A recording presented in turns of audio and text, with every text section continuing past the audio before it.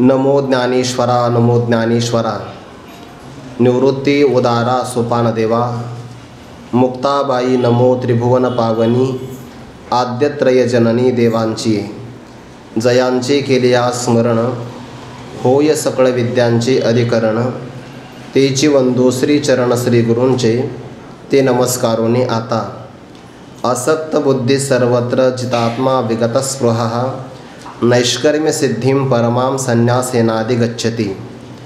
तैसे न होणे निपजे ते नैष्कर्म्य सिद्धी जाणीजे। सर्व सिद्धीत सहजे परम हेची। कैवल्य साम्राज्य चक्रवर्ती विश्वमावली ज्ञानोबाराय सकल ब्रह्मनिष्ठ गुरुजनांच्या परमकृपेने श्री भगवती ज्ञानेश्वरीच्या 18व्या अध्यायाचा आपण विचार करत आहोत। ईश्वराच्या प्रसादाने वैराग्य सिद्धी प्राप्त झालेल्या साधकाला किंवा सिद्ध असणाऱ्या महात्म्याला जो भाव अंतकरणातला प्राप्त होतो आणि त्या भूमिकेची अवस्था जिंकल्यानंतर तो कसा ब्रह्मस्वरूपाला प्राप्त होतो याचा विचार परमात्मा प्रस्तुत काही श्लोकामध्ये प्रतिपादन करत आहे। कर्माचा आरंभ केला तर कर्मामध्ये कष्ट असतात। आरंभी कष्ट आहे पण अंततोगत्वा मात्र मोक्षसिद्धी नावाचं फल प्राप्त होतं। ज्याच्या जीवनामध्ये कोणत्याही विषयाचं आकर्षण नाही, अंतकरणाला ज्याने जिंकून घेतलं आहे किंवा देहाच्या विषयी, आयुष्याच्या विषयी आणि भोगाविषयी ज्याच्या मनामध्ये कोणत्याही प्रकारची तृष्णा किंवा स्पृहा राहिली नाही, असा असणारा साधक सर्व कर्मसन्यास करून त्या कर्माचा संन्यास किंवा त्याग अज्ञानाच्या त्यागानेच होतो आणि ते अज्ञान श्रीगुरूंच्या मुखारविंदातून श्रवण झालेल्या तत्वमस्यादी महावाक्यापासून त्याला प्राप्त होतं। अर्थात ज्ञानाच्या द्वारे अज्ञानाचा त्याग झाल्यामुळे अज्ञान हे कारण आहे आणि कारणाचा त्याग झाला की कार्याचा आपोआप त्यागच होत असतो। अशा संन्यासाच्या द्वारे जो परमाम श्रेष्ठ नैष्कर्म्य सिद्धीला प्राप्त करून घेतो त्या साधकाच्या भूमिकेचाच आपण विचार करत आहोत। मूळ अज्ञान ज्यामुळे नष्ट होईल तो प्रयत्न साधकांनी संपादन केला पाहिजे। जोपर्यंत आपण आत्मस्वरूपाचं अज्ञान नष्ट करत नाही आणि संसाराच्या दुःख निवृत्तीचे अनेक उपाय करतो, त्या उपायापासून संसाराचं दुःख निवृत्त होत नाही। विचारसागराच्या दुसऱ्या तरंगामध्ये हा विचार आलेला आहे, म्हणजे ब्रह्मज्ञान संपादन करण्याची आवश्यकता काय आहे। जर तुम्हाला दुःख निवृत्त करायचं असेल तर दुःख मुळामध्ये 3 प्रकारचं आहे। एक आहे आध्यात्मिक दुःख, दुसरं आहे आदिभौतिक दुःख आणि तिसरं आहे आदिदैविक नावाचं दुःख। आध्यात्मिक दुःख म्हणजे आपल्या शरीरामध्ये होणारा रोग, त्यामध्ये 2 प्रकार होतात, एक आधी आणि व्याधी। शरीरामध्ये उद्भवणारे रोग याला आधी असं म्हणतात, नाही व्याधी म्हणतात, आणि मनामध्ये असणारी काळजी, चिंता, राग, द्वेष याला आधी असं म्हणतात। आधी आणि व्याधी हे 2 प्रकारचे दुःख याचा समावेश आध्यात्मिक दुःखामध्ये होतो। नंतर भौतिक असणाऱ्या लोकांपासून चोर असेल, व्याघ्र असेल, सर्प, विंचू यांच्यापासून जे आपल्याला दुःख होतं, दुर्जनापासून जे दुःख होतं त्याला भौतिक दुःख असं म्हणतात। आणि पाऊसच न पडणं, पडला तर जास्त प्रमाणामध्ये पडणं किंवा उल्कापात होणं, वीज आपल्यावर कोसळणं, हे जे दुःख आपण तारू शकत नाही याला आदिदैविक दुःख असं म्हणतात। काही लोकांच्या जीवनामध्ये 3 दुःख एकदाच येतात, काहींच्या जीवनामध्ये क्रमाक्रमाने येतात, काहींच्या जीवनामध्ये 2 दुःख जास्त येतात, 1 दुःख कधी येतच नाही। असाही प्रकार होऊ शकतो की नाही। दैविक दुःखाचा समावेश कदाचित होत नाही, पण दैविक दुःख हे समष्टी असतं। जरी दुसऱ्याला झालं तर त्याचा परिणाम आपल्याला भोगावा लागतो। कल्पना करा, दुष्काळ पडला, ज्या भागात दुष्काळ पडला त्या भागातल्या लोकांना दुःख होतं की नाही। भले त्याच्या झाडा आपल्याला लागत नाही पण परिणाम तर आपल्याला होतोच की नाही। काही पदार्थाचा पुरवठा होत नाही, याचा अर्थ दैविक दुःख साक्षात जरी नाही आलं तर परमपरिणाम का होईना आपल्या दुःखाला कारण होऊ शकतं। यच्च यावत माणसाला 3च दुःख भोगावे लागतात आणि दुःख निवृत्ती करता सगळेजण प्रयत्न करतात। दैविक दुःखासाठी मंत्रयंत्राची उपासना माणसं करतात, भौतिक दुःखासाठी सुद्धा प्रयत्न करतात आणि आध्यात्मिक दुःखासाठी मग अन्नपान, रोग झाला असेल औषध, याच्याद्वारे दुःख निवारण करण्याचे सगळेजण प्रयत्न करतात, पण त्या प्रयत्नाने दुःखाची निवृत्ती जी होते ना ती फक्त लयरूप निवृत्ती होते, आत्यंतिक निवृत्ती मात्र होत नाही. कल्पना करा, आज आपण भोजन केलं, त्यापासून क्षुधा निवृत्ती झाली तर आपल्याला भुकेपासून होणारं दुःख निवृत्त होतं, पण ते फक्त लयरूप 2-4 तासापर्यंत.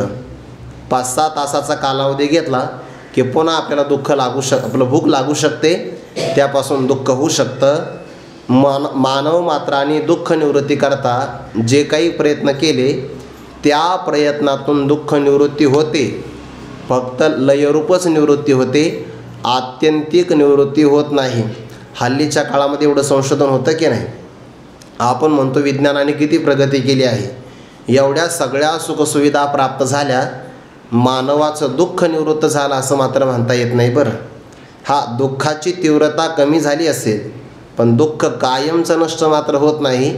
एक दुःख निवृत्त केलं की दुसरं दुःख त्याच्यासमोर उभं राहतं.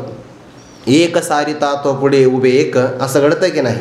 म्हणून संसार दुःख निवृत्तीचा एकच उपाय आहे.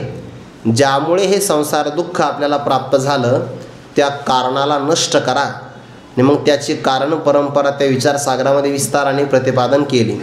दुःखाला कारण शरीर, शरीराला कारण धर्माधर्म, धर्माधर्माला कारण राग द्वेष, त्याला कारण अनुकूल प्रतिकूल ज्ञान, अनुकूल प्रतिकूल ज्ञानाला कारण भेद ज्ञान, आणि भेद ज्ञानाला कारण आत्मस्वरूपाचं अज्ञान. जोपर्यंत आत्मस्वरूपाचं अज्ञान नष्ट होत नाही तो त्या आत्मस्वरूपाचं अज्ञान म्हणजे पाया आहे, आणि त्या पायावर निर्माण झालेली इमारत म्हणजे ही सगळी परंपरा आहे. म्हणून जोपर्यंत यथार्थ ब्रह्मज्ञानाने जे ज्याच्या अज्ञानाने भासतं ते त्याच्याच ज्ञानाने निवृत्त होताच एक नियम आहे. रज्जूच्या अज्ञानाने जर सर्प भासला असेल तर तो रज्जूच्याच ज्ञानाने निवृत्त होतो.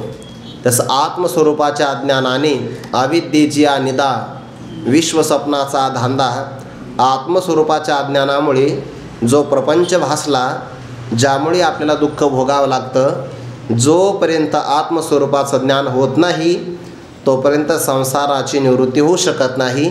आणि जर अज्ञान संपादन केलं आणि या अज्ञानाचा सर्व प्रपंचाचा त्याग झाला की याला म्हणतात समूळ संभवे संन्यासहा. येणे मुळा ज्ञान संन्यासे. दृश्य जे वृत्तीज्ञानाचा विषय असतं त्याला दृश्य प्रपंच असं म्हणतात. तो दृश्य प्रपंच राहतच नाही. स्वप्नातून जागा झालेला व्यक्ती ज्याप्रमाणे पुन्हा स्वप्न पाहत नाही, तसं आत्मस्वरूपाची जागृती ज्याला प्राप्त झाली त्याला पुन्हा संसाराचं दर्शन होत नाही. प्रारब्धाने झालं तर यथार्थ सत्यत्वाने होत नाही, मिथ्यात्वाने होईना का? मिथ्यात्वाचा निश्चय झाला की त्याला ती दुःखाची तीव्रता तेवढी भोगावी लागत नाही. हा सगळा प्रकार जर आपण पाहिला, मी आत्मस्वरूपाला जाणत नव्हतो, आता मी जाणत आहे, हे ज्ञान अज्ञानाचं स्वप्न त्याच्या जीवनातून निघून जातं. तो राहतो कसा? दृङ्मात्र स्वरूपाने राहतो. त्रिपुटी तो कोणती राहत नाही. ज्ञानोबांनी 15व्या अध्यायामध्ये उदाहरण दिलं आहे.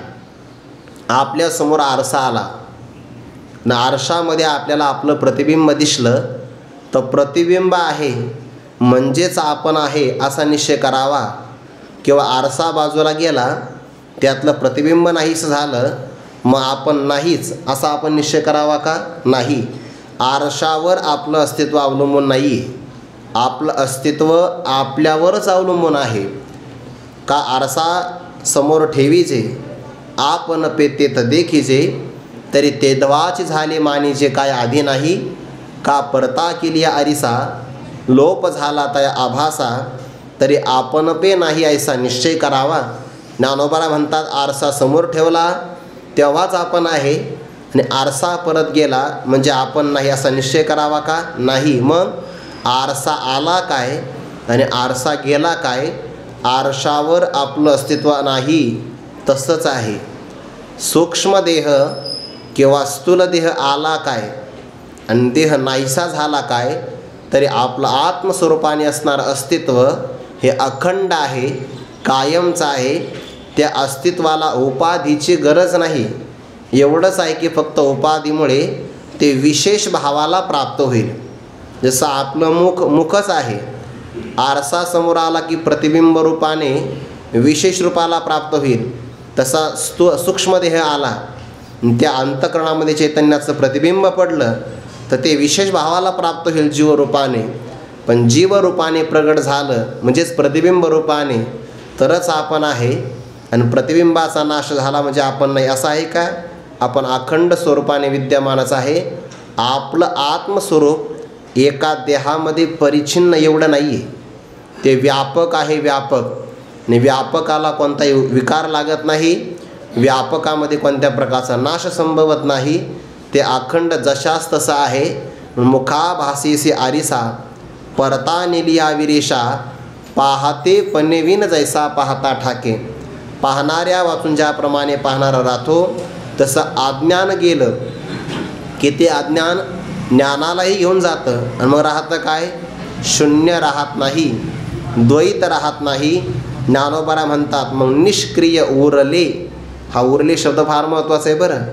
गुरुवरे डॉक्टर बाबा सांगत असतात, जो आपल्याला दिसतो तो देव नाही, जो कळतो तोही देव नाही, जो उरतो तो देव आहे. दिसतो तो देव असं मानला तर तो नेत्रेंद्रियाचा विषय होईल, कळतो असं मानलं तर बुद्धीचा विषय होईल. परमात्मा न प्रत्यक्ष ज्ञानाचा विषय आहे, ना बुद्धीच्या वृत्तीचा विषय आहे, ना कोणत्या शब्द प्रमाणाचाही विषय आहे. तो कोणाचाच विषय नाही, तो स्वयंप्रकाश आहे. म्हणून उत्पन्न झालेलं जगत, त्या सगळ्या जगाचा नेतिपदाने निषेध झाला की सर्व निषेधावधीभूत जे उरतं, जे शून्य म्हणता येत नाही आणि जे द्वैतामध्ये सापडत नाही, अशा स्वरूपाला म्हणतात आपलं ब्रह्मतत्व. त्याच्यामध्ये क्रिया कोणतीच नाही, निष्क्रिय उरले चिन्मात्रची. फक्त स्वरूपभूत ज्ञान शिल्लक राहतं, आणि त्यालाच दृङ्मात्र ज्ञान, स्वरूपभूत ज्ञान, आत्मतत्व, ब्रह्मतत्व असे त्याला शब्द वापरले जातात. तो कोणत्या शब्दाचा पण विषय होत नाही, पण आता कळण्याकरता तो शब्द वापरावे लागतात. म्हणून म्हणावं लागतं स्वाभाविक त्या ठिकाणी कोणती क्रिया नाही, आणि म्हणून त्याला नैष्कर्मी असा प्रवाद आलेला आहे. आता 79 क्रमांकाची जी ओवी ना, त्या ओवीचे 2 अर्थ संभवतात बरं. काल एक आपण अर्थ पाहिला, दुसरा अर्थ पाहता येईल. ते आपुले आपनपी असतची होणे हारपे तरंग का वायू लोपे समुद्र जैसा. या ओवीमध्ये दुसरा एक पाठ आहे. ते आपुले आपनपे असे तेची होणे आरोपे, असे पण पाठ आहे त्याच्यामध्ये बरं. 2 पाठ आहे. आता याच्या ओवीचा काल आपण एक अर्थ असा पाहिला की जो असणारा जीव परमात्मा स्वरूपाला जाणतो तर त्या जीवाने देह आपलं स्वरूप मानलेलं आहे. पण जेव्हा श्रीगुरू त्याला आपल्या स्वरूपाचा बोध करून देतात तर तो भ्रमात असणारा जीव, जो स्वतःला देह मानत होता, तो आता आपल्याला ब्रह्म मानतो. मग तो पूर्वी ब्रह्म नव्हता का? आपुले आपनपे, आपणच आपल्या ठिकाणी असे तेची, जे त्याचं मूळचं ब्रह्मस्वरूप होतं तेची होणे, त्याच स्वरूपाला तो प्राप्त होऊन त्यामध्ये हरपून जातो. म्हणजे काय? एकरूप होऊन जातो. ज्याप्रमाणे वायूचा लोप झाला की त्यावर भासणारा तरंग हा समुद्र स्वरूप होऊन जातो, तसा अंतःकरणाच्यामध्ये सापडलेलं चैतन्य, ज्याला जीव असं म्हणतात, त्या अंतःकरणाचा बाध झाला की त्या जीवाचाही बाध होतो. जीवत्वाचा बाध झाला की ते जीव ब्रह्मस्वरूपाला एकरूप होऊन जातं. म्हणजे आहे तोच, फक्त त्याला मी नाही असा भ्रम झाला होता. आपुले आपनपे असे आपणच आपल्या प्राप्ताचीच प्राप्ती घडते, तेची होणे, तो वेगळा होत नाही. ब्रह्म असताना ब्रह्मैव सन ब्रह्मापेती, ब्रह्म असतानाच ब्रह्म होतो, असे तेचे होणे आरोपे किंवा हारपे. आणि एक पाठ असा आहे, ते नाम ते वृत्तीज्ञान असतची. असत म्हणजे मिथ्या, कारण प्रपंच मिथ्या आहे. त्याला घालवणारं जे अहम ब्रह्मस्मित्याकारक वृत्तीज्ञान ते मिथ्याच आहे. आणि ते मिथ्या ज्ञान आपुले आपनपे, आपण आपलं स्वतःच, त्याला कळतं आपलं आता काम काहीच नाही. ज्याप्रमाणे अग्नी लाकडाला जाळतो, लाकडाला जाळणं हे त्याचं काम होतं. लाकूड जाळलं, काम संपलं ना. मग काम संपलं की अग्नी कुठं जातो? अग्नी आपल्या स्वरूपामध्ये लयाला जातो बघा, तो राहत नाही. तसं वृत्ती ज्ञानाचं, जगत प्रपंचाचं कारण अज्ञान, ते अज्ञानाला निवृत्त केलं की त्याचं काम संपलं. आणि समान सत्तेमध्ये साधक बाधक व्यवहार घडत असतो. जसं ब्रह्मज्ञान मिथ्या आहे तसं ब्रह्मज्ञानसुद्धा त्याच भूमिकेतलं आहे. असतची ते मिथ्याच आहे, नाशिवंत आहे. पण आपलं आपण स्वतः ते असतची होणी खोटं ठरून हारपून जातं, लयाला जातं, त्याचं काम संपतं. तो ब्रह्मच आहे आणि ब्रह्म होतो. याकरता एक उदाहरण आलं आहे. एका सिंहाने एका छाव्याला जन्म दिला. ते सिंहाचं जे पिलू होतं ते एका मेंढपाळाला सापडलं. त्याने त्याचा सांभाळ केला. सिंह गेला निघून, त्याच्या काही लक्षात नाही आलं ते जे सिंहाचं पिल्लू होतं ते सापडलं त्या मेंढपाळाला. आणि मग ते मेंढ्याच्या कळपातच राहू लागलं. मग जसा त्या मेंढ्यांचा आवाज तसा तो आवाज काढायचा. जसे ते मेंढ्या खायचे तोच आहार त्याने सेवन केला. असं करता करता बरेच दिवस झाले. तो मोठाही झाला. मोठं झाल्यानंतर आपण सिंह आहे याचा त्याला विसर पडला. परिणाम एक दिवस ते सगळे मेंढपाळ त्या मेंढ्यांना घेऊन एका सरोवराच्या काठी पाणी पिण्याकरता आले. त्या मोठ्या सिंहाने पाहिलं हे सगळ्या मेंढ्याच आहे, पण याच्यामध्ये मात्र आपला एक भाऊबंद आहे. त्याने सिंह गर्जना केली. गर्जना केल्यामुळे त्या सगळ्या मेंढ्या पळू लागल्या. पळता पळता असं झालं सिंहसुद्धा पळू लागला. त्या खऱ्या सिंहाने ते पाहिलं, हा का पळतो आहे? मेंढ्यांनी पळून जाणं स्वाभाविक आहे, पण याने मात्र पळायला नको पाहिजे होतं. तो पळत पळत गेला आणि छलांग मारून त्या सिंहाच्या छाव्याला पकडलं. तू का पळतो? म्हणे तुम्हाला मी घाबरलोय. अरे मला घाबरण्याचं काय कारण आहे? म्हणे मग ज्याप्रमाणे सगळे माझे भाऊ पळून चालले तुम्हाला बघून घाबरून, तसं मी पळून जा. तुम्ही मला खाणार नाही का? तो बावळाटा, मी तुला खाणार नाही. त्याला पकडलं, सरोवराच्या काठावर घेऊन आला. आणि आल्यानंतर सरोवरामध्ये पहा म्हणे. तुला मी नाही पाहणार. अरे पहा ना. पाहिलं. मग काय दिसतं? म्हणे जसा मी आहे, जसे मला आयाळ आहे, माझ्यासोबत हे सगळे केस आहे की नाही, आयाळ म्हणतात त्याला, तसे तुझी सुद्धा आहे बघ. त्याने पाहिलं. म्हणे बरं तसंच आहे. यापैकी एकाची तशी नाही आहे, फक्त तुझं आणि माझं साम्य, लक्षण साम्यात एकत्व सिद्धी. मग आता मी जशी गर्जना करतो तशी गर्जना करून बघ. आतापर्यंत त्याला मेंढ्याचा आवाज काढायची सवय लागली होती. सिंहाने गर्जना केली. गर्जना केल्याबरोबर त्याने पण टारकाळी फोडली. तुला हो राव, तुझा आणि माझा आवाज सारखाच आहे. म्हणून तो तुला सांगितलं तो सिंह आहे, तो मेंढपाळाच्या हाताखाली राहणारा मेंढा नाही. तसंच आहे. श्रीगुरू आपल्याला उपदेश करून सांगतात की जीवात्मा स्वतःला देह समजतो. देह समज म्हणजे स्वतःला ते कोकरू वगैरे समजण्यासारखं आहे. जेव्हा लक्षण साम्यात एकत्व सिद्धी होती, आता त्या सिंहाला वेगळा सिंह करायची गरज नाही आहे. तो सिंहच होता, पण स्वतःला फक्त सिंह मानत नव्हता. तसं जीवाला ब्रह्म करायची गरज नाही आहे. तो ब्रह्मच आहे, फक्त भ्रमामुळे स्वतःला जीव समजतो. आपुले आपण पे असतची किंवा असे तेचे होणे हरपे, तरंग का वायू लोपे समुद्र जैसा तैसे न होणे निपजे. न होणे म्हणजे कोणत्याही प्रकारचं कर्म न होणं, अशी अवस्था प्रकट होते. त्याला नैष्कर्म्य सिद्धी असं म्हणतात. आणि जगातल्या सगळ्या सिद्धीमध्ये परम श्रेष्ठ कोणती असेल तर याला म्हणतात परमसिद्धी किंवा नैष्कर्म्य सिद्धी. ही सिद्धी किंवा अवस्था प्राप्त झाल्यानंतर आता जीवनामध्ये काही त्याला प्राप्तव्य राहत नाही. ज्याला प्राप्तव्य नाही त्याला कोणत्या प्रकारचं ज्ञातव्य राहत नाही. ज्ञातव्य नाही तर भोक्तव्य नाही, आणि भोक्तव्य नसेल तर कर्तव्य राहील का? ज्या भूमिकेत कर्तव्य नाही म्हणजे कर्म करण्याची गरज नाही, ज्या भूमिकेमध्ये काही भोगावं लागत नाही, भोक्तव्य नाही, ज्या भूमिकेमध्ये कोणत्या प्रकारचं ज्ञातव्य नाही, कारण दृंगमात स्वरूपाचा तो झाला आहे, अशा भूमिकेला प्राप्त झाला तर जीवनातलं खरं साध्य त्याला मिळालं. म्हणून त्याला म्हणतात सर्व सिद्धीत. हे ज्या बाकी आहे ना अष्टमहासिद्धी, आपण ज्याला म्हणतो ना सिद्धी, प्रसिद्धी, परमसिद्धी, यामध्ये प्रकार करता येतात. सर्वात महत्त्वाची सिद्धी आहे नैष्कर्म्य सिद्धी. यालाच ब्रह्मसिद्धी, मोक्षसिद्धी असं म्हणतात. याच्या पैलतीराला काही प्राप्तव्य नाही. ही स्थिती एकदा प्राप्त झाली की पुन्हा याचा वियोगही संभवत नाही. सर्व सिद्धीत सहजे परम हेची. याकरिता ज्ञानोबा उदाहरण देतात. याच्या पलीकडे काही प्राप्तव्य कसं नाही. उदाहरण, देवळाच्या कामा कळस, परम गंगेसी सिंधू प्रवेश. का सुवर्णशुद्धी कस सोळावा जैसा, तैसे आपुले नेनने. फेडी जे का जानने, तेही गिळवणी असणे. ऐसी जे दशा, ते परते काही. निपजणे येथ नाही, मनोनी म्हणे पे पाही परमसिद्धी ते.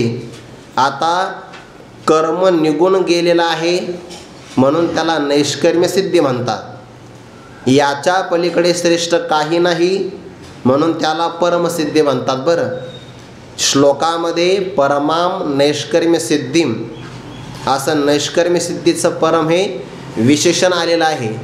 ज्ञानोबराने मात्र नैष्कर्म्य सिद्धी पदाचाही अर्थ केला आहे आणि परमाम या पदाचा परमसिद्धी असाही अर्थ केलेला आहे. बघा, दोन्ही अर्थ आहे.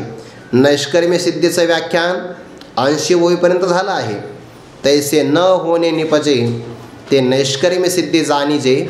आणि पुढे मात्र सर्व सिद्धींच्या मध्ये परमसिद्धी हेची असं म्हणून तिचं आता व्याख्यान करतात.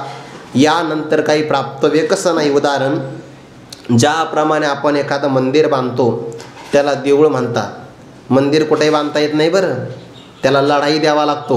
असो, जमीन शुद्ध करावी लागते.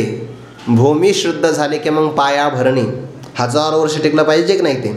मग पाया भरणीपासून आपण प्रारंभ करतो. त्याचा असणारा जो काही मध्य भाग असेल तोही पूर्ण करतो. शिखरापर्यंत मंदिर बांधकामामध्ये लागतं आपल्याला श्रम. आणि पूर्ण झाल्यानंतर कळस स्थापना होते. बघा, देवळाच्या कामा कळस. देवळाचं काम करता करता कळस लागला की आता कळस दाखवतो की बांधकाम करण्याचं काही काम नाही, झालं या कामा. ज्ञानोबा म्हणतात ना, कळस लागला की झालं या कामा नाही चोरी, ते कळसे होय उजरी. कळस दिसला की त्या मंदिराचं बांधकाम पूर्ण संपलं. तसं ही परमसिद्धी किंवा नैष्कर्म्य सिद्धी प्राप्त झाली की साधनाचे सगळे श्रम संपून जातात. कळस देवळाच्या कामाचा शेवट आहे. पुढे आणखीन उदाहरण, परमगंगेसी सिंधू प्रवेश. सिंधू म्हणजे समुद्र, परम म्हणजे श्रेष्ठ. सगळ्या नदीमध्ये श्रेष्ठ असणारी गंगा आहे. आणि त्या श्रेष्ठ गंगेचा जो प्रवाह गंगोत्रीपासून निघाला, उगमस्थानापासून, तो प्रवाहित होतो कुठपर्यंत? गंगा सागराला मिळत नाही तोपर्यंत. एकदा सिंधू प्रवेश झाला की गंगेचा प्रवाह आपोआप संपून जातो. आता तिला वाहण्याचं काम राहत नाही, संपला. कुठपर्यंत प्रवास करायचा? समुद्राची भेट होत नाही किंवा प्रवेश होत नाही तोपर्यंत. एकदा समुद्रामध्ये प्रवेश झाला की गंगा राहत नाही ना, ती समुद्र स्वरूप होऊन जाते. पण तिथपर्यंत मात्र तिला प्रवाहित व्हावंच लागतं, ती वाहत राहते. तिसरं उदाहरण, का सुवर्णशुद्धी कस सोळावा जैसा. सोन्याचं शुद्धीकरण करावं लागतं ना. ज्या ज्या ठिकाणी मूल्य अधिक असतं त्या ठिकाणी नकली वस्तू निर्माण होण्याची शक्यता जास्त असते. हे व्यवहारातही आहे आणि परमार्थातही आहे, सगळीकडे आहे. व्यवहारामध्ये एखादं रत्न चांगलं असेल तर त्या रत्नाची नकलीपणा निघण्याकरता कधी कधी गारगोटीच रत्न म्हणून विकलं जातं. तसं परमार्थामध्ये सुद्धा सगळ्यात मोठी किंमत साधूला संताला आहे. मग कधी कधी काही नकली माणसंसुद्धा काय होतात? साधू होतात. आणि कळत नाही, भल्या भल्यांना कळत नाही. जानकी मातेच्या त्या आश्रमामध्ये पंचवटीमध्ये कोण आला? रावण.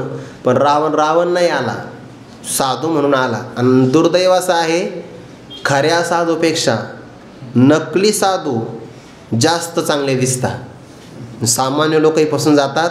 जिथं जानकी मातेला सुद्धा क्षणभर भ्रम पडला तर बाकीच्या लोकांची काय कथा आहे. आणि मग सामान्य लोक त्यांना घरात या, बसा, आसन द्या, हे सगळं करतात. आणि लोकांना कळत नाही. लोक साधूच्या भरोशावर घर ठेवतात उघडं आणि जाता निघून. साधू संधी साधतात. आणि मग लोक म्हणतात, बघा ना, आमच्या घरामध्ये साधूने चोरी केली. अरे साधू कशाला चोरी करेल? साधू चोरी नाही करत, साधू त्याग करत असतो. भोगामध्ये आसक्त नसतो साधू. ज्याने चोरी केली तो साधू नव्हताच, तुमचं दुर्दैव, तुम्ही त्याला साधू समजलं. म्हणजे इतका भ्रम होऊ शकतो. असं घडतं की नाही. जिथं शुद्धता असते, किंमत असते, त्यामध्ये नकलीपणाचा वाव किंवा जागा असते. सोनं शुद्ध आहे बघा. म्हणजे सोन्यामध्ये सुद्धा बऱ्याचदा काही लोक सोन्याच्या भावामध्ये बाकीचेच धातू विकतात. सोन्यामध्ये मिश्रण केलं जातं हिनकस भागाचं, आणि मग त्या हिनकस भागाला सुद्धा सोन्याची किंमत मिळते. रत्न असतं ना, त्या रत्नाला कोंदण असतं बघा. कोंदणाशिवाय रत्न शोभत नाही. मग रत्नाला ते अंगठीमध्ये असतं ना, रत्न जडवतात आणि ज्या भागात जडवतात ना, जी जागा, त्याला कोंदण म्हणतात. मग आता ते रत्न आणि तो कोंदणाचा भाग ढिला होऊ नये याकरता तिथं काही प्रमाणामध्ये लाख टाकली जाते. लाख म्हणजे एक प्रकारची राखच असते. ते घट्ट बसतं, पण मोजता नाही ना, त्या लाखेला सुद्धा त्याच किमतीत मोजतात बरं. हे आपल्याला कळत नाही, हे आपलं लाख भाग्य हे आपल्याला कळत नाही. पण मग आता ती किंमत कशामुळे मिळाली? त्या लाखेला सुद्धा किंमत त्या कोंदणामुळे, रत्नामुळे मिळाली. तसं सोन्यात जर हिनकस भाग टाकला की सोन्याला किंमत मिळते. अहो ते सोडून द्या, पाण्याला किंमत नाही का? दुधात टाकल्यावर मिळतेच ना किंमत. आपल्याकडं कळतं आहे. तसं सोन्याचं शुद्धीकरण करावं लागतं. मग सोन्याला कधी कधी आम्ल परीक्षण करतात, ॲसिड टाकतात त्यावर, खऱ्या सोन्याला डाग नाही पडत. पहिली परीक्षा. दुसऱ्या परीक्षेमध्ये सोन्याला ठोकून पाहतात, तरी काही होत नाही, त्याचा पत्रा तयार होतो. नंतर सोन्याला घासतात बघा कसोटीच्या दगडावर. पितळ असेल तर उघडं पडतं, नंतर पितळ उघडं पडलं, असा प्रकार आहे. आणि चौथ्या कसोटीमध्ये अग्नीत तापवतात. असे सोन्याला शुद्ध करण्याचे कसोटी 16 प्रकारचे आहेत. आणि 16वा कस लागला, 16वा कस जैसा, 16वा कस लागला सोन्याचा, तर त्याला आता शुद्ध करायची गरज आहे का? मग शेवटचा कस कोणता? 16वा. किंवा काही ठिकाणी असं म्हटलं आहे की 16 रुपये तोळा असं दराचं सोनं लागलं की ते सगळ्यात शुद्ध आहे. कारण सगळ्यात मोठा भाव त्या सोन्याला मिळाला. त्याच्या पलीकडे त्या काळामध्ये भाव नव्हता बरं. 16वा म्हणजे 16 रुपये दर. भाव कमी जसं झालेले आहे, 15.5, 15 असा भाव झालेला आहे ज्ञानेश्वरीमध्ये 2-3 ठिकाणी. पण 16वा भाव जास्त सगळ्यात मोठा तो लागला की हे सोनं 100 नंबरी आहे. आता पलीकडे त्याला शुद्ध करण्याची गरज नाही. सिंधूत प्रवेश झाला, गंगेला वाहण्याची गरज नाही, आणि कळस लागला की बांधकाम करायची गरज नाही. तसं ही परमसिद्धी प्राप्त झाली की परमार्थाची सुद्धा साधना करण्याची आवश्यकता राहत नाही. साधनाचे श्रम सगळे संपून जातात. पण जोपर्यंत ही सिद्धी प्राप्त होत नाही तोपर्यंत मात्र साधना करावीच लागते. तैसे सिद्धांत सांगतात पुढे, आपुले नेनने फेडी जे का जानणे, तेही गिळवणे असणे ऐसी जे दशा. तसे आपुले नेनने, नेनने म्हणजे अज्ञान, आणि आपुले म्हणजे आपल्या आत्मस्वरूपाचं असणारं अज्ञान. फेडी जे का जानणे, नेनने असेल तर जाननेच्या द्वारेच ते फेडावं लागतं. म्हणजे अज्ञान ज्ञानाने निवृत्त होतं. नेनने म्हणजे अज्ञान, जानने म्हणजे ज्ञान. नेनने फेडीचे, जे आपलं अज्ञान आहे ते जाणण्याच्या द्वारे, ज्ञानाच्या द्वारे फेडीचे दूर करावं लागतं. पण ज्ञानही जवळ ठेवायचं नाही बरं, तोही अभिमानच आहे. तेही गिळवणी, ज्ञान गिळवणी गावा गोविंद गा. तेही ज्ञान पुन्हा गिळंकृत करून टाकायचं, आणि ते ज्ञान ज्या भूमिकेमध्ये गिळलं गेलं तेही नाहीसं झालं. असने ऐसी जे दशा, फक्त अस्तित्वाने राहणं अशी जी दशा आहे ती ये परते काही निपजणे येथ नाही. तिच्या पलीकडे आता काही या परमार्थामध्ये निपजणे, उत्पन्न होणे किंवा प्राप्त होणे अशा प्रकारची कोणतीच भूमिका नाही. एका भूमिकेमध्ये अज्ञान असतं, एका भूमिकेमध्ये ब्रह्मसाक्षात्कार झाल्यामुळे ज्ञान आहे, पण खरं ज्ञान राहत नाही बरं. तैसे अज्ञान ज्ञाने नेले, आपण ही वस्तू देऊन गेले. ऐसे जाननी बिनवरले जान तेजे. काल आपण उदाहरण पाहिलं होतं, जशी काळी घार घातक आहे तसे पांढरी घारसुद्धा घातकच आहे. म्हणून दोन्हीसुद्धा बाजूला झाल्या पाहिजे. किंवा आपण पायातला काटा काढला, काटा काट्यानेच काढावा लागतो की नाही, पण दुसऱ्या काट्याने पायातला काटा काढला की पहिला फेकून द्यायचा पायातला. काय उपकार आहे तुझे असं म्हणून तो खिशात ठेवायचा नाही. का बरं? पहिला तरी फक्त तळपायात रुतला होता, दुसरा खिशात ठेवला तर हृदयात घुसण्याची शक्यता आहे, म्हणून दुसरासुद्धा फेकून द्यायचंच आहे. तसं अज्ञान पायातला काटा आहे आणि ज्ञान हा बाहेरचा काटा आहे, तो खिशात नाही ठेवायचा. थोडक्यात त्या ज्ञानाचा अभिमान येऊ द्यायचा नाही. तुका म्हणे अहम ब्रह्म आड येऊ नेती भ्रम, त्यालाही भ्रमच असं म्हणतात. जसं अज्ञान असेल तर घातक नाही एवढं, जेवढा ज्ञानाचा अभिमान घातक आहे. ज्ञानोबा म्हणतात नवल अहंकाराची गोठी विशेषे न लगे अज्ञाना पाठी, सज्ञानाचे झोंबे कंठी नाना संकटे नाचवी. म्हणून ते अज्ञान गेलंच पाहिजे, पण त्याबरोबर त्याला घालवणारं ज्ञानही गेलं पाहिजे. खरं ज्ञान राहत नसतं बरं. खरं ज्ञान आहे ना, खरं ज्ञान प्रामाणिक आहे, त्याचं काम संपलं की ते निघूनच जातं. खरा पैसा खिशात राहत नसतो, तो खर्चच होत असतो. खिशात कोणता राहतो? खोटं नाणं, कारण ते दुकानात चालत नाही आणि ते खर्चही होत नाही, ते राहत असतं. खरं ज्ञान झालं तर त्याची कसोटी काय आहे? अभिमान नसणं. हे खरं ज्ञानाचं लक्षण आहे. ज्याला कोणताच अभिमान नाही, मी ब्रह्म आहे असाही अभिमान नाही, ते खरं ज्ञान. आणि ते जर असेल तर समजून घ्यावं ते अपरिपक्व ज्ञान आहे, अपरिपक्व, ते राहत नाही बघा. तैसे आपुले नेनने फेडी जे का जाणणे, तेही गिळवणे असणे, तेही गिळंकृत करून राहणं. ऐसी जे दशा तिच्या पलीकडे आता इथं कोणतीच भूमिका नाही. आणि म्हणून ज्ञानोबा म्हणतात मनोनी म्हणे पे पाही परमसिद्धी ते. सगळ्या सिद्धीमध्ये श्रेष्ठ सिद्धी म्हणजे प्राप्ती बरं. सगळ्यामध्ये श्रेष्ठ प्राप्ती काय असेल तर अशी भूमिका कोणती? जिथं ज्ञानही नाही आणि ज्ञानाला घालवणारं अज्ञानही नाही. तुम्ही असं म्हणाल मग द्वैत नाही तर मग शून्य असेल. एवढ्या फक्त दोन गोष्टी नाही.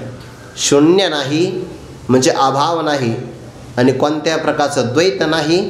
याला परमसिद्धी असं म्हणता. मिळती कोणाला? भाग्यवानाला. यातला एक भाव सांगू का आता या ओवीच्या संबंधाने? व्यवहारातलं भाग्य असेल तर प्रसिद्धी मिळते, परमार्थातलं भाग्य असेल तर परमसिद्धी मिळते. एवढा फरक आहे त्याच्यामध्ये. पर आणि फरक कळाला तर बरं आहे. पर हेची आत्मसिद्धी जो कोणी भाग्यनिधी श्री गुरुकृपालब्धी काळी पावी. आता काही ठिकाणी ही ओवी पुढच्या श्लोकावर आहे बरं, काही ज्ञानेश्वरीमध्ये आणि काही ज्ञानेश्वरीमध्ये अगोदरची ओवी आहे. काय आपल्याला फक्त ओवीचा अर्थच लावायचा आहे, मागे असो का पुढं असो, दोन्हीचा पाठभेदाचा तो विचार आहे. परंतु हेची आत्मसिद्धी, ज्याला नैष्कर्म्य सिद्धी म्हटलं, परमसिद्धी म्हटलं, तीच आत्मसिद्धी आहे. मोक्षसिद्धी पण तीच आहे आणि ब्रह्मसिद्धीसुद्धा तीच आहे. हे 5 शब्द एका अर्थाने आले बरं. नैष्कर्म्य सिद्धी, परमसिद्धी, आत्मसिद्धी, मोक्षसिद्धी आणि ब्रह्मसिद्धी एकच अर्थ आहे सगळ्यांचा. ही मिळती कोणाला? जो या पदाने विरळा साधक सांगितला, उत्तम अधिकारी, जो कोणी. याच्यामध्ये भेद नाही बरं. कोणत्याही वर्णातला, कोणत्याही आश्रमातला मनुष्य या सिद्धीला प्राप्त करून घेऊ शकतो. पण जो कोणी म्हणत असताना एक तर तो मुक्त असेल, नाहीतर जिज्ञासू असेल. आणि मग पामरविषयी ते याचे अधिकारी नाही. पामर इथल्या भोगात आसक्त आहे, विषयी पुरुष त्याला स्वर्गप्राप्ती आहे. मग पामर आणि विषयी पुरुषाचा विषय संपला. 4च तर प्रकार आहे की नाही? पामर, विषयी, जिज्ञासू आणि मुक्त. मुक्ताला स्थिती मिळालीच आहे. भाग्यनिधी ज्याला गुरुकृपा मिळाली आणि गुरुकृपा लब्धी काळी, गुरूंच्या कृपेचा प्राप्त होण्याचा काळ एकतर असा आहे की गुरु प्राप्त व्हावे हा एक काळ आहे आणि गुरूंची कृपा प्राप्त व्हावी हा दुसरा काळ आहे. एका कालामध्ये गुरु प्राप्त होतात आणि गुरूंची प्रसन्नता मिळाली की मग कृपा प्राप्त होते. हे 2 काल साधकाच्या जीवनातले आहेत. ज्याला श्री गुरूंची कृपा प्राप्त व्हावी अशा काळामध्ये विवेक आणि वैराग्याचं भाग्य, या भाग्याचा निधी म्हणजे ठेवा ज्याच्याकडे असेल त्याला ही आत्मसिद्धी प्राप्त होईल बरं. म्हणजे श्री गुरूंची कृपा हा एक काळ आहे. या कालामध्ये तो पुन्हा भाग्यनिधी भाग्याचा ठेवा असावा आणि त्याला मिळतं काय? आत्मसिद्धी. 3 गोष्टी सांगितल्या बघा. मिळतं साध्य आत्मसिद्धी. काळ आहे गुरुकृपा प्राप्त होण्याचा काळ. त्याची योग्यता कोणती आहे? भाग्यनिधी. विवेक वैराग्य हेच भाग्य आहे की नाही? परमार्थातलं भाग्य हेच आहे. असं भाग्य त्याच्याकडे असेल तर त्याला आत्मसिद्धी प्राप्त होते. नसेल तर यापैकी एकही गोष्ट कमी असेल ना तर मिळत नाही बघा. एखादा विवेक वैराग्य संपन्न आहे पण श्रीगुरूंची कृपा नसेल तर मग शेतकऱ्याप्रमाणे आहे. कष्ट केले भरपूर, झाडाची निगाही राखली, खत पाणी दिलं, पण झाडाला फळ केव्हा लागतंय? वसंत आला तर. वसंत नाही आला तर फळं लागत नाही. तशी गुरुकृपा हा वसंत काळ आहे आणि ते आले जीवनामध्ये तर मग सगळ्या साधनाला फळ मिळतात. परिहेची आत्मसिद्धी जो कोणी भाग्यनिधी श्री गुरुकृपालब्धी काळी पावे. गुरूंची कृपा प्राप्त होण्याच्या वेळाला हे त्याला आत्मसिद्धी प्राप्त होते. कशी प्राप्त होते त्याचा क्रम आता पुढे सांगतात. सिद्धीं प्राप्त यथा ब्रह्म तथाप्नोति निबोधमे समासेनेव कौन्तेय निष्ठा ज्ञानस्य या परा. पदच्छेद असा आहे. सिद्धीं प्राप्त यथा ब्रह्म तथा आपनोति निबोधमे समासेन एव कौन्तेय निष्ठा ज्ञानस्य या परा. हे कौन्तेय, कुंती पुत्र असणाऱ्या अर्जुना, सिद्धीं प्राप्त ज्याला वैराग्य सिद्धी प्राप्त झाली किंवा ज्ञाननिष्ठेची योग्यता रूपी असणारी अंतःकरणाची भूमिका प्राप्त झाली त्याला म्हणतात सिद्धीं प्राप्त. तो काय होतो? यथा ब्रह्म आपनोती. ज्याप्रमाणे ज्या प्रकारे ब्रह्मस्वरूपाला प्राप्त होतो तथा तो प्रकार मे निबोध माझ्याकडून तू श्रवण कर. पण कसा सांगणार आहे प्रकार? समासेन एव. समासेन म्हणजे संक्षेपतः. 2 पद्धतीवर आपल्याकडे व्याख्यानाच्या. एक व्यास पद्धती म्हणजे विस्ताराची पद्धती आणि समास पद्धती म्हणजे संक्षेपतः सांगणं. मी संक्षेपतः सांगणार आहे असं भगवान म्हणतात. का बरं? विस्तार भरपूर झालेला आहे. समासेन एव काय आहे ती स्थिती? या ज्ञानस्य परानिष्ठा जी असणारी भूमिका म्हणजे ब्रह्मस्थिती. ज्ञानस्य परानिष्ठा ज्ञानाची सर्वाश्रेष्ठ परिसमाप्ती सांगतेची भूमिका आहे. म्हणजे काय? ज्ञानाची सर्व शेवट अवस्था कोणती असेल तर ब्रह्मप्राप्ती. जोपर्यंत ब्रह्मप्राप्ती होत नाही तोपर्यंत ज्ञानाचं संगोपन करावं लागतं. ज्ञानाची परिसमाप्ती म्हणजे ब्रह्मस्वरूपाची प्राप्ती, ती माझ्याकडे श्रवण कर. उदाहरण देतात. ज्याला ही भूमिका प्राप्त झाली तो वेगळा कसा राहत नाही, त्याच्या जीवनातलं द्वैत कसं संपुष्टात येतं याकरिता उदाहरण. उदयजताची दिनकर प्रकाशचे आते अंधार का दीपसंगी कर्पूर दीपची होय. तया लवणाची कणिका मिळत खेव उदका उदकची होणी देखा ठाके जेवी. का निद्रित चेव विलिया स्वप्नेश निदवाया जाऊन आपण पया मिळे जैसा. तैसे जया कोण्हासी दैवे गुरुवाक्य श्रवणाची सवे. द्वैत गिळून विसवे आपण या वृत्ती. कानावचनाची भेटी सरिसाची पै किरटी वस्तू होणी उठी कवनी एकजो. काही ज्ञानेश्वरीमध्ये ही ओवी पुढं आहे, काही ज्ञानेश्वरीमध्ये ही ओवी मागं आहे. दोन्ही पण पाठ लागतात बरं आपल्याला. आता ही मी ओवी जी वाचली ती बहुतेक आपल्या साखरे महाराजांच्या प्रतीमध्ये अशीच आहे किंवा संस्थेच्याही प्रतीमध्ये बहुतेक अशीच आहे जी मी क्रमांकाने जी वाचली. आणि काही ज्ञानेश्वरीमध्ये विसवे आपण या वृत्ती तयासी मग कर्म करणे. हे बोली जेल चिकवणे आकाशा येणे जाणे आहे काही. म्हणून तयासी काही त्रिशुद्धी करणे नाही असं म्हणून दुसऱ्या ओव्या सांगितलेलं आहे. सगळ्यांचा अर्थ एक क्रमाक्रमाने लागतो, त्याच्यामध्ये काही विशेष फरक पडत नाही. पण भूमिका कशी प्राप्त होते हे पहिल्यांदा पाहू, नंतर ओव्यांचा क्रम त्याचा विचार करू. उदय जताचे दिनकर प्रकाशचे आते. आते म्हणजे होतो. सूर्य उदयाला येण्याच्या अगोदर अंधकारच असतो. पण उदय जताची म्हणजे उगवल्याबरोबरच चकार शब्द आहे बरं. सूर्य उदयाला आला आणि मग 2-3 तासाने अंधकार गेला असं नाही कळत. उदय जताची, सूर्य उदयाला आल्याबरोबरच अंधार प्रकाशचे आते. अंधकार अंधकार राहत नाही, मग अंधकार प्रकाशच होतो. याचा अर्थ काय? अंधकाराचं रूपांतर प्रकाशामध्ये होतं. बरं, अंधकार अंधकार राहत नाही, अंधकाराचं रूपांतर प्रकाशामध्ये होऊन जातं. दुसरं उदाहरण, का दीपसंगे कर्पूर दीपचे होय. दिव्याचा संग प्राप्त झाला कोणाला? कापराला. कापूर म्हणजे उत्तम अधिकाऱ्याचं लक्षण आहे. कापुराची वाती ओजळली ज्योती, ठाईची समाप्ती झाली जैसे.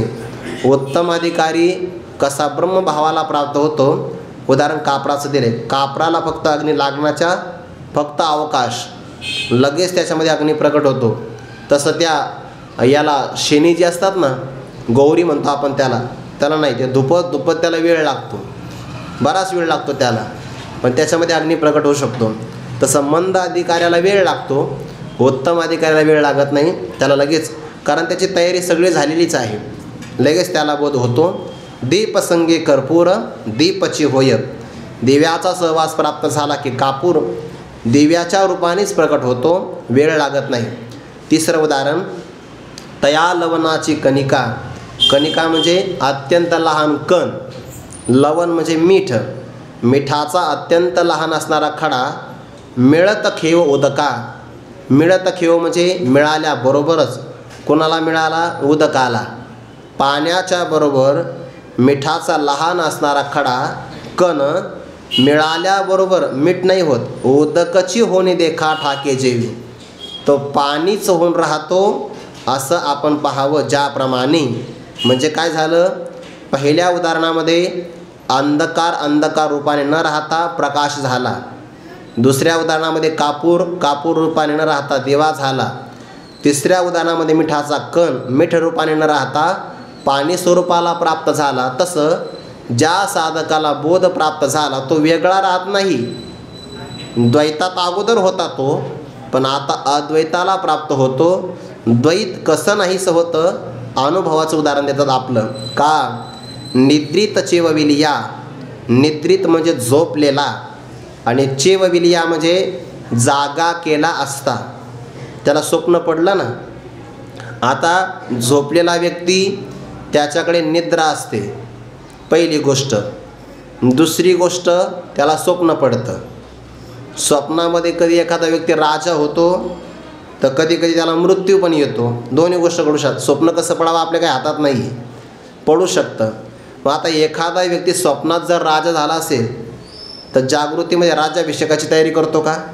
नाही, पेढे तर वाटतच नाही. बरं, स्वप्नामध्ये मृत्यू पावला असेल तर जागृतीमध्ये अंत्यसंस्काराची क्रिया करतो का? तेही करत नाही. का? स्वप्न खोटं आहे.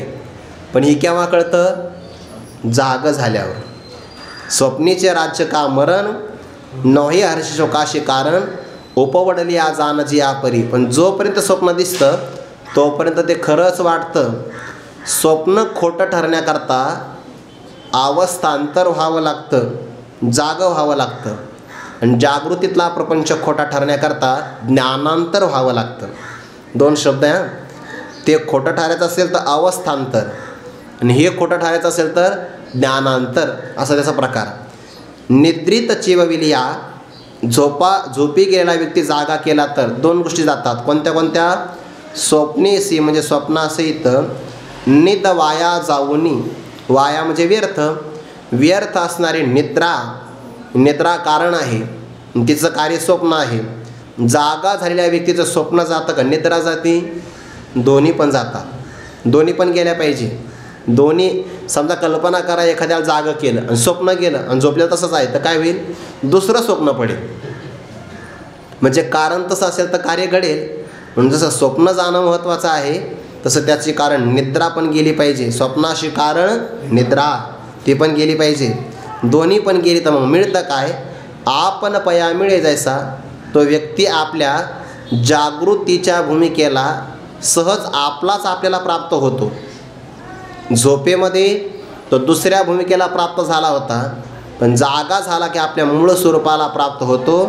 हे जसं आहे तैसे जया कोण्हासी दैवे गुरुवाक्य श्रवणाची सवे द्वैत गिळोने विसवे आपणया वृत्ती तैसे त्याप्रमाणे जया कोण्हासी ज्या कोण्हाला दैवे म्हटलं बरं भाग्ययोगाने भाग्य का म्हटलं असेल बरं चांगलं ऐकायला भाग्यच लागतं.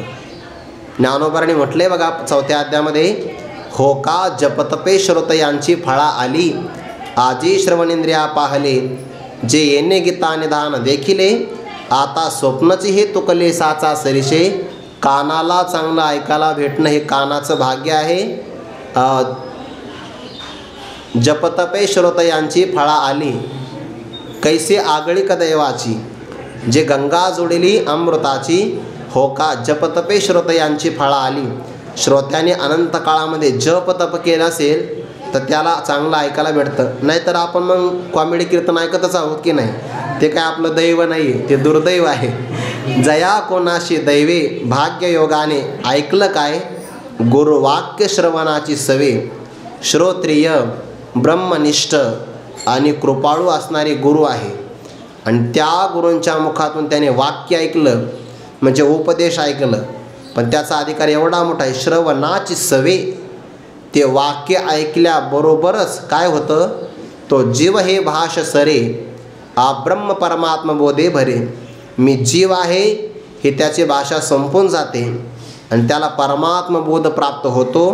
गुरुवाक्यामध्येचे सामर्थ्य बरं गुरुवाक्यातलं सामर्थ्य आहे द्वैत गिळवणी. द्वैतामध्ये येणारा हा सगळा प्रपंच गिळवणी सगळ्या प्रपंचाला गिळून टाकायचं त्याला बाधित करायचं नाहीसं करायचं अशा प्रकारची वृत्ती प्राप्त होते. आणि एकदा प्रपंचाला नाहीसं केलं की ती वृत्ती आपणया विसवे आपल्याच आत्मस्वरूपाच्या ठिकाणी विश्रांतीला प्राप्त होते.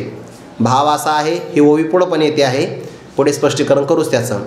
जया कोणाशी दैवे जो कोणी भाग्यवान असेल त्याला ही गुरूंचं वाक्य ऐकल्याबरोबर द्वैताला नाहीशी करणारी वृत्ती द्वैत नाहीसं झालं की आपल्या आत्मस्वरूपाच्या ठिकाणी विश्रांतीला प्राप्त होते. पण हे घडण्यासाठी काय घडावं लागतं ज्ञानोबा म्हणतात काना वचनाची भेटी. हा ओळीचा क्रम मी पुढं घेतो आहे बरं. सरिसाचे पैकी रटी वस्तू होणे उठी कवनी एक जो कोणीतरी एखादा विरळा अधिकारी आहे भाग्यवान म्हणतात त्याला. उत्तम अधिकाऱ्याचं हे लक्षण आहे. उत्तम अधिकाऱ्याचं ते लक्षण सांगत असताना विचारसागरामध्ये पहिल्याच तरंगात आलं आहे बघा. अधिकारी कोण आहे अध्यात्माचा. मानवाच्या मनामध्ये 3 प्रकारचे दोष असतात. पाप करण्याची वासना त्याला मल म्हणतात.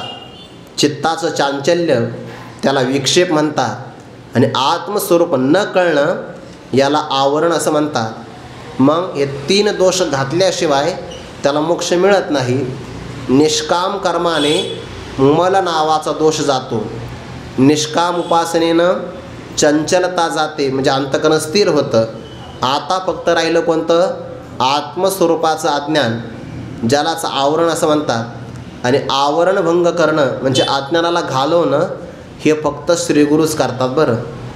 ज्याच्या जीवनातला मल आणि विक्षेप गेलेला आहे फक्त आत्मस्वरूपाचं आवरण फक्त शिल्लक आहे तो अधिकारी उत्तम आहे. आणि असा अधिकारी जेव्हा श्रोत्रिय ब्रह्मनिष्ठ कृपाळू सद्गुरूंची शरणागती करतो त्यांना शरण जातो तेव्हा सद्गुरू त्याचा अधिकार बघतात आणि अधिकार पाहिल्यानंतर त्याला उपदेश करतात. श्रीगुरू म्हणतात याला कर्म सांगण्यात काही फायदा नाही कारण याच्या अंतकरणाने मलच नाही. याला अनेक प्रकारची उपासना सांगण्यामध्ये काही फायदा नाही कारण चित्ताची चंचलता याची नाहीच आहे. मग याचा फक्त आत्मस्वरूपाचं जे अज्ञान आहे ते घालवायचं आणि ते कशाने जातं. 4 वेदाची 4 महावाक्य आहे. तत्वमसी अहम ब्रह्मास्मी अयम आत्मा ब्रह्म प्रज्ञानम ब्रह्म असे 4 वेदाची 4 महावाक्ये. त्यापैकी श्री गुरु त्याला तत्वमसी या महावाक्याचा उपदेश करतात. या महावाक्यामध्ये 3 पदं आहे. तत् त्वम असी त्याचा वाच्यार्थ असा होईल की ते ईश्वर चैतन्य तूच आहेस. पण आता वाच्यार्थामध्ये विचार केला तर ईश्वर व्यापक आहे जीव संकोचित आहे. तो सर्वज्ञ हा अल्पज्ञ सर्वशक्तिमान हा अल्पशक्तिमान कसं काय ऐक्य होईल. म्हणून तत्पदाचं वाच्य ईश्वर त्याचा परित्याग करा. लक्षार्थामध्ये असणारं तत्पदाचं लक्ष ब्रह्मचैतन्य त्याचा स्वीकार करा. भागत्याग लक्षण आहे. त्वम पदाचा वाचार्थ जीव त्याचाही त्याग करा.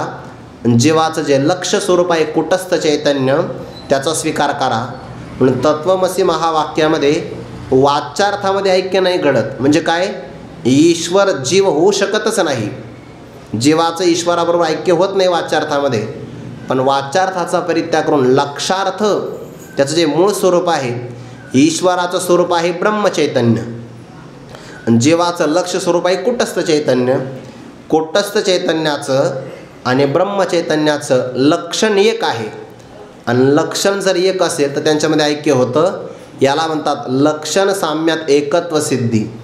लक्षण समान असेल तर त्यांचं ऐक्य होत असतं. असे श्री गुरु त्याला तत्वमसी महावाक्याचं कानात उपदेश करतात. पण त्याचे कान आणि श्री गुरूंचं मुख याला म्हणतात पहिलं श्रवण. हे श्रवण झाल्याबरोबर त्याला जास्त विचार करावा लागत नाही. त्याची वृत्ती अखंड असणाऱ्या ऐक्यालाच विषय करते. तत्वमसी महावाक्याचा अर्थ अखंड अर्थातच प्रकट झालेला आहे ही त्याची वृत्ती ग्रहण करते. म्हणून काना त्याचं कान आहे आणि वचन श्री गुरुचं आहे. बरं, याच्यामध्ये काही बदल नाही करायचा. नाहीतर याचं वचन आणि श्री गुरूंचे कान असा अर्थ नाही करायचा. साधकाचे कान आहेत आणि श्री गुरूंचं वचन आहे. काना वचनाची भेटी. श्री गुरूंचं असणारं वचन मोटके गुरुमुखे उदय जत दिशे आणि हृदयी स्वयंबची असे प्रत्यक्ष भाव लागे तैसे अपैसयाची. म्हणून महावाक्याचे नावे गुरुकृपेचे थावे माता हात ठेवणे नव्हे थापटीला जैसा. असा तो प्रकार झाला. गुरुवाक्यामध्ये बळ आहे बघा. गुरूंची कृपा आहे. कृपा जागृतीला प्रदान करते पण त्याला मात्र महावाक्याचं निमित्त लागतं. म्हणून काना वचनाची भेटी. वचन म्हणजे महावाक्य आणि याचा असणारा कान. त्या कानामध्ये या वचनाची भेट. भेटी सरिसाची. काय अधिकार असेल त्याचा? भेट झाल्याबरोबर. कोणतं? महावाक्य कानाने ऐकल्याबरोबर. तो का म्हणे कानी ऐकले मात तोची झाला घात जीवपणा. कानाने उपदेश ऐकल्याबरोबर सैसाची पैकिरटी. तो आता जीव राहत नाही. मग वस्तू हा शब्द आत्मवाचक आहे, ब्रह्मवाचक आहे. तो ऐकायला बसला ना तेव्हा जीव होता. पण जेव्हा त्याचं ऐकणं झालं आणि जेव्हा त्याने जागा सोडली तो उठला. वस्तू होणी ओठी कवनू एकचो. श्रवणाला आला तेव्हा तो साधक शिष्य होता. पण श्रवण झाल्याबरोबर जेव्हा तो उठला की नाही, जागा झाला, तेव्हा तो जीवत्व सोडून वस्तू होणी ओठी मी ब्रह्मच आहे असं होऊनच तो जागा होतो. पण ज्ञानोबरांत असे सगळे नाही. आस्तेच्या महापुरी रिगताती कोठीवरी परिप्राप्तीच्या पहिले तिरेवी पायला निघे. त्या आंब्याच्या झाडाला फळं फार लागतात मोहरा लागला की. पण मोहरा ऐसी फळे सगळी काही परिपक्व होत नाही. पक्वदशी येती थोडी. विरळा असा अधिकारी असतो की श्री गुरूंचा उपदेश ऐकल्याबरोबर मी ब्रह्मच आहे अशा प्रकारे जागृतीला प्राप्त होतो. कवनी एक जो कोणीतरी एखादा विरळा आहे. आणि मग जो जागा झाला ज्ञानोबारा म्हणतात तयासी मग कर्म करणे. हे बोलीजेल चिकवणे. आकाशा येणे जाणे आहे काही. आकाशाला ज्याप्रमाणे या भागातून जायचं आणि दुसऱ्या भागातून यायचं असं आहे का? आकाश व्यापक आहे. व्यापकामध्ये क्रिया घडत नाही. जर सामान्य व्यापक असणाऱ्या आकाशात क्रिया घडत नाही तर आकाशापेक्षा व्यापक असणारं ब्रह्म आणि त्या ब्रह्मभावाला जो प्राप्त झाला त्याच्यामध्ये कर्म घडेल का? नाही. तयासी मग कर्म करणे. त्याने कर्म करावं किंवा त्याच्यातून कर्म घडलं. हे बोली जेल चिकवण. हे कोणी बोलावं? वेदसुद्धा बोलत नाही तर आपण काय बोलावं? जसं आकाशाला येणं जाणं नाही तसं त्यालासुद्धा कर्म नाही. म्हणून त्याला नैष्कर्म्य सिद्धी असं म्हणतात. म्हणून तयासी काही त्रिशुद्धी करणे नाही. म्हणून त्या पुरुषाला त्रिशुद्धी हे त्रिवार सत्य आहे की कर्म करण्याची आवश्यकता पडत नाही. आता हा झाला उत्तम अधिकाऱ्याचा प्रकार. परंतु आयसे जरी हे काही नव्हे जया. परंतु असा जर हा प्रकार ज्याला प्राप्त झाला नाही म्हणजेच काय ज्याचा अधिकार चांगला आहे, श्रीगुरूने त्याला उपदेशही केला, पण उपदेश केल्याबरोबर ज्याला हा ब्रह्मभाव प्राप्त झाला नाही, मग त्याला ब्रह्मभाव प्राप्तच होणार नाही का? होईल, पण त्याला क्रमाने प्राप्त होईल. एकाला लगेच ब्रह्मभाव प्राप्त झाला आणि एकाला मात्र वेळ लागतो. तो कसा वेळ लागतो ते आज वेळ नसल्यामुळे आपण उद्या सांगू. पुंडलिक वरदानी विठ्ठल श्री ज्ञानदेव तुकाराम माऊली ज्ञानेश्वर महाराज की जय. जगद्गुरु तुकाराम महाराज की जय. सद्गुरु जोग महाराज की जय.